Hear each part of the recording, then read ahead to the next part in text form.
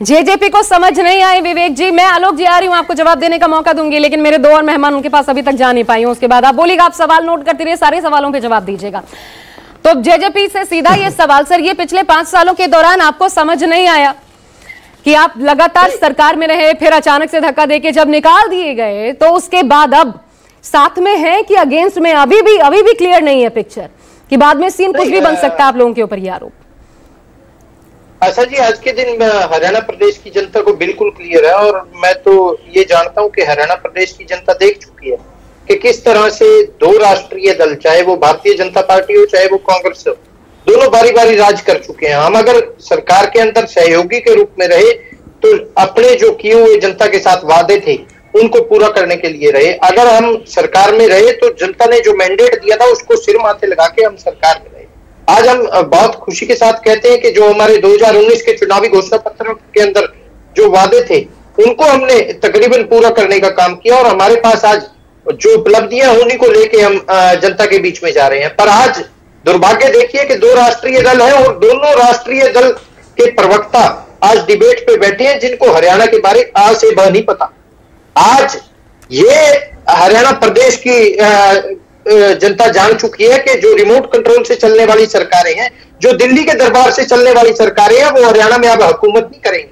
हम तो अभी बीजेपी के प्रवक्ता को मैं सुन रहा था, ये कह रहे थे कि किसान खुश हैं। भाई साहब, अगर आपको बताओ तो 8 महीने से हरियाणा पंजाब का बॉर्डर, शंभू बॉर्डर बंद पड़ा है, और सिर्फ इस कारण बंद पड़ा है कि आपके द्वारा, सरकार के द्वारा किसानों का वहां पे रास्ता रोका गया आगे जाने से।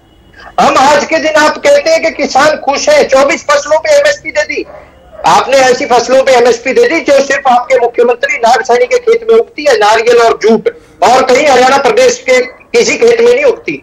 हम तो आज के दिन ये देख रहे हैं कि ये बातें कर रहे हैं 500 रुपए के सिलेंडर देने की, दोनों ही राष्ट्रीय पार्टियां। इनसे ये तो पूछिए किसको देंगे, कितना देंगे, कब देंगे?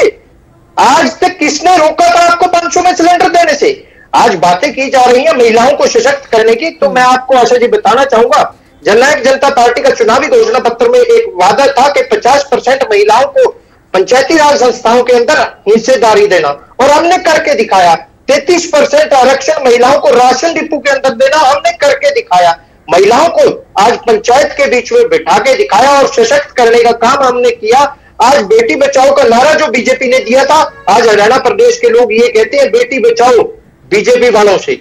आज संदीप सिंह ने क्या कुछ किया? विवेक जी, तो सरकार में रहते उन्हीं के साथ मिलके किया ना, कि आपने अकेले कर दिया? नहीं आशा जी, मैं बता रहा हूं, अगर जो हमारा विजन था उस विजन को लेके हम चले, और हमने अपना विजन जो हमारे चुनावी घोषणा पत्र में बातें थी, कॉमन मिनिमम प्रोग्राम जो बनाया गया था, उसी के तहत हमने काम करने का काम किया।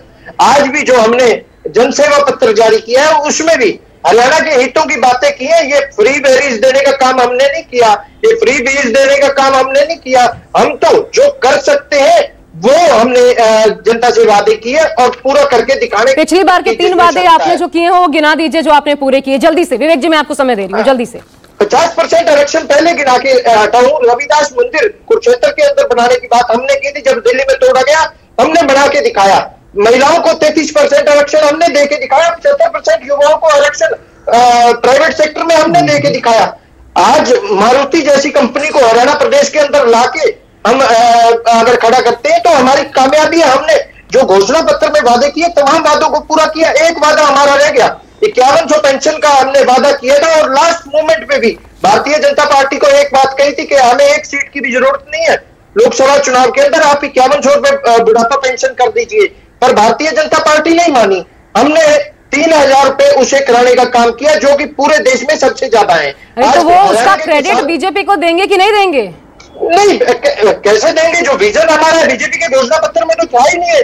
हम तो आज ये कह रहे हैं कि जो चीजें हमने कही वो करके दिखाई। हरियाणा पहला प्रदेश ऐसा बना आशा जी जहां किसान के खाते में मात्र 48 घंटे के अंदर हमने डायरेक्ट पेमेंट भेजने का काम किया, और 14 फसलों पे एमएसपी हमने 2019 के बाद देने का काम किया। आज वादे तो बड़े बड़े किए जा रहे हैं दोनों राष्ट्रीय दलों द्वारा।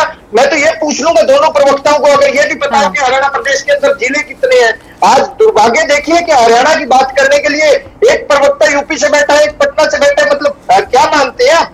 हम तो आज के दिन ये देख लें कि हरियाणा के लोग हरियाणा की सरकार बनाना चाहते हैं। नहीं, कोई कहीं पर भी बोल सकता है, ये डिवाइड मत कीजिए विवेक जी कि हरियाणा का ही आदमी हरियाणा के बारे में बोलेगा। ये पूरा देश एक है, समग्र। जम्मू कश्मीर पर भी लोग बोलते हैं। ठीक है रजत जी, बीजेपी के प्रवक्ता क्या कह रहे हैं कि हरियाणा में किसान खुश है, इनको पता ही नहीं किसानों की क्या हालात है। अरे वो तो कहेंगे, आप क्या अपेक्षा करते हैं? वो ये कहेंगे कि हरियाणा में किसान नाराज है, वो भी ये जानते हैं, वो तो कहेंगे बैठ के। उनका काउंटर वो आप जरूर कर सकते हैं, लेकिन उनसे और अपेक्षा कौन सी लाइन की करते हैं? मैं आईएनएलडी के पास जाना चाहती हूँ। रजत जी,